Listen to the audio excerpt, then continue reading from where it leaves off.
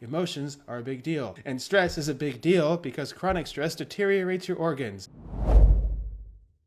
There is a stimulus, and then comes thinking, and then feeling, and then urging. And that cognitive, emotive, behavioral tension cultivates and cashes in for a response to that stimulus. And if it be a frustrating stimulus, or a stressor, as it were, to avoid it, shrink it, or resolve it. However, when threats are psychogenic, that is, they arise from the old noodle, we stress ourselves out because of experiences we have or experiences we imagine that actually have zero effect on our physical safety. We do things like worry, we suppress, fear rejection, start manifesting what ifs, sort like the what if syndrome, right? And have otherwise indignant paroxysms. That is to say, we throw fits. Okay, the stress response is actually hormetic. That is a fancy science word that means it's good in small doses.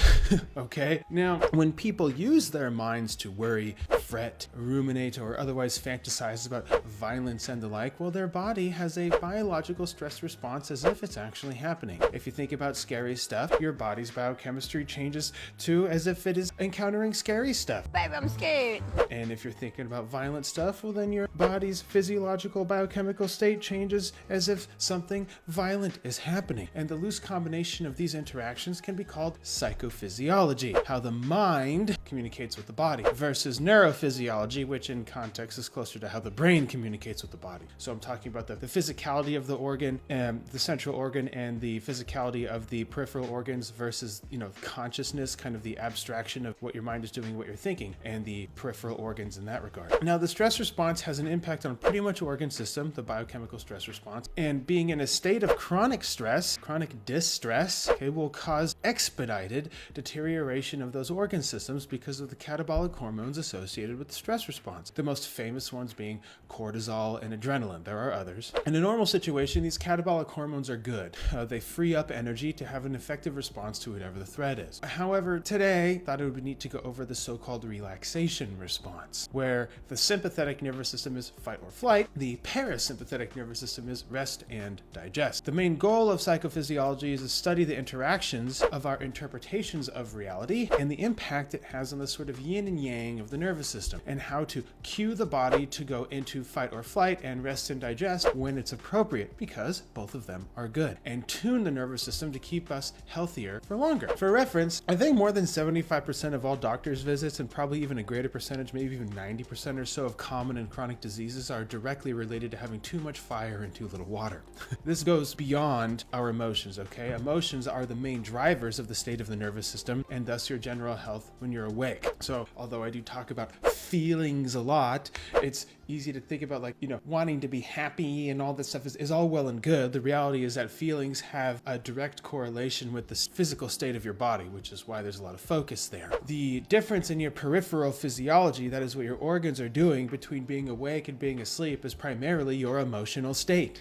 Want to know why a nerd like me has a doctoral degree in biochemistry with a decade of lab experience ranging from photosynthesis to non-small cell lung cancer and formulating half a dozen lines of nutraceuticals, and traveled across the world to consult for hundreds of Olympic athletes and their teams to improve their performance, has settled on talking about feelings? This is why! It's my best Seinfeld impression. Okay. This is where health starts and where health ends. People love to think about health in terms of how long you live, and I argue against that. Health is really about how fast you kill yourself. And I will state firmly that the front runner in the race to a shorter, sicker, and fatter life is being in a state of chronic stress, distress. In the parasympathetic state, where there was once elevated blood sugar contributing to diabetes, there is now normal blood sugar to feed your brain, muscles, and other organs appropriately. Where there is high cortisol eating at your heart and thyroid and other fancy important organs, there is normal cortisol to keep energy available. Where adrenaline is pumping, blowing out your blood vessels, it's now on a slow drip to keep you alert and active in ways to keep your cardiovascular system elastic and resilient. Where there was once blood in your muscles and holding tons of tension, lots of chronic pain, migraines, ulcers, IBS, and other forms of chronic fatigue, there's now blood going back into the central compartments of your body, enriching them with more oxygen and nutrients that they may have been deprived of. I could go on for hours about this specifically. Hopefully you get the picture. picture. You see how big of a deal it is. Emotions are a big deal because they lead to stress.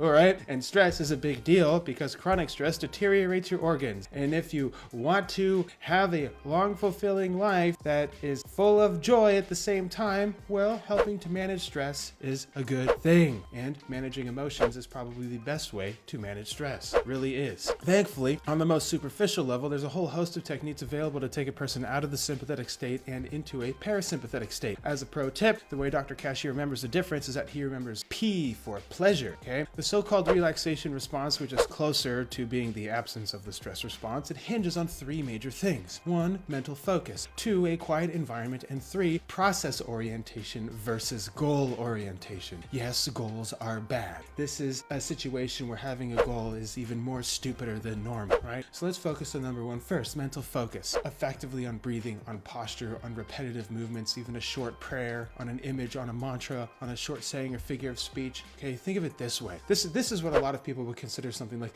meditation. However, this is more something that is meditative rather than meditation itself. Although meditation itself is an excellent option, Westerners typically have trouble, present company included, with the idea of and participating in meditation for whatever reason. But I will say there are plenty of things that are meditative that give similar benefits. Think of it this way, okay? The mind can only focus. So instead of trying to turn the spotlight off, it's best to focus that spotlight on something else. All other areas will be dark, okay? Focus in one area silences chatter in all the others. Where you wander, because you will wander, where you wander is incidental. Just notice that you wander, that's all that matters. Notice it, and then go back to focusing on whatever it is you were focusing on before. And again, it's easier to focus on things like breathing, posture, repetitive movements, short prayers, images, mantras, short sayings, figures of speech, etc. Okay? This does have a direct impact on the sympathetic and parasympathetic kind of tug of war, so to speak, the yin and the yang, like I said. So number 2 is the quiet environment. Is the quiet environment a requirement? No. Okay? If you're just starting out with somatic quieting, that is to say, changing the directionality of your nervous system, so to speak, and starting out in a quiet place will give you a fighting chance in compared to, say, a noisy environment filled with more potential stressors. However, as you progress, you'll be able to quiet your body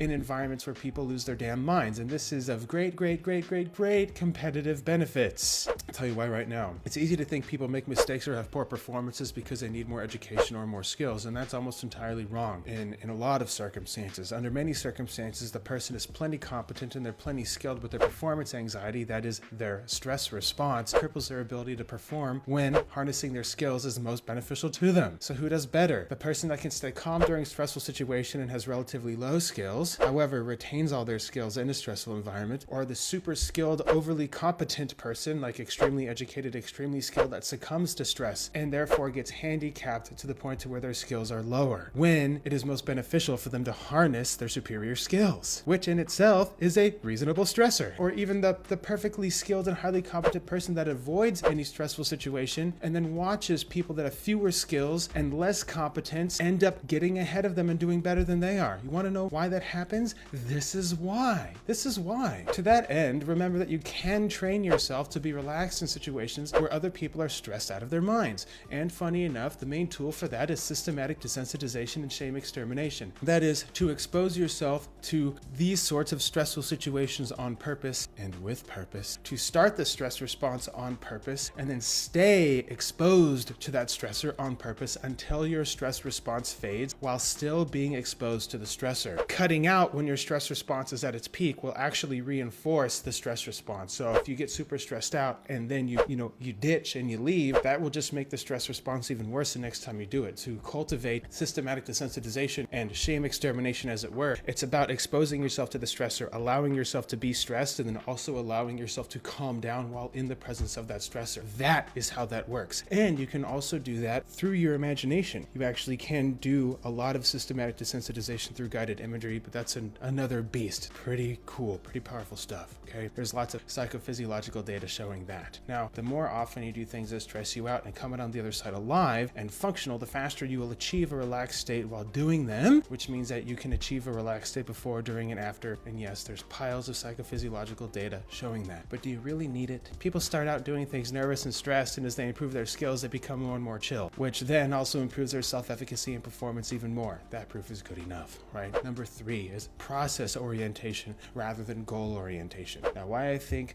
goals are pretty much dumb stuff is the topic of another rant. However, TCAN does quite a bit of stress management with people, and we frequently run into competitive, goal-oriented types that are, ironically enough, overrun with stress and have chronic issues related to stress because of their hyper-competitive goal orientation. As a secret between you and I just call it being competitive. Sometimes it's overt, sometimes it's restrained, and it typically depends on age and maturity level. It's either something that's blown entirely out of proportion, like all the stress management stuff, because it's silly, because, sleep is for the weak, right? Even though the strongest people in the world, mentally and physically, tend to sleep the most, or it's the equal opposite. And this is actually about Tabitha Took, TCAN's champion. She came in on this whole stress management thing in full-on competitive mode. Dr. Kashey, I'm gonna be the super best relaxer you've ever seen. Just you wait. I'm gonna learn this relaxation better and do it faster than anybody else. As I watch her heart rate go up 22 beats per minute and her systolic blood pressure going up 12 points while she's exclaiming to me how she's going to be so good at relaxing, right? Really?